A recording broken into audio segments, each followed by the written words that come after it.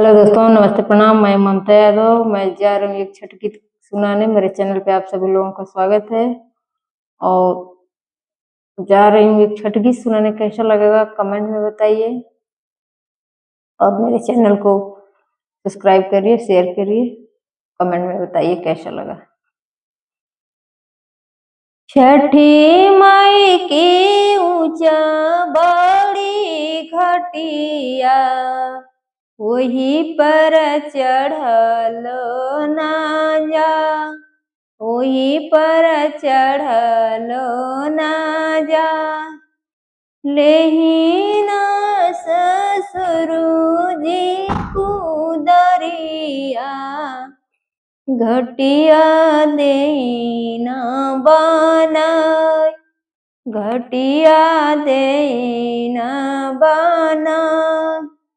छठी माई के ऊंचा बड़ी घटिया, वही पर चढ़लो ना जाय, वही पर चढ़लो ना जा। लेही नाम सूरज कुदरिया, घटिया देना बनाय, घटिया देना बनाय।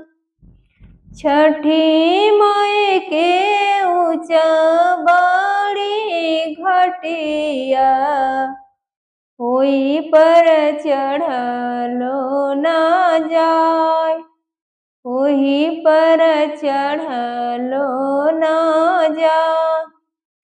लेना देवर जी कुदरिया, घटिया देना बनाय, घटिया देना बनाय।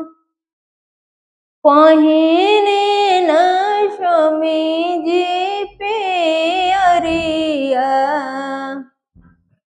पहिने न स्वामी जी पियरिया। दौरा घाटे पहुँचा, दौरा घाटे पहुँचा।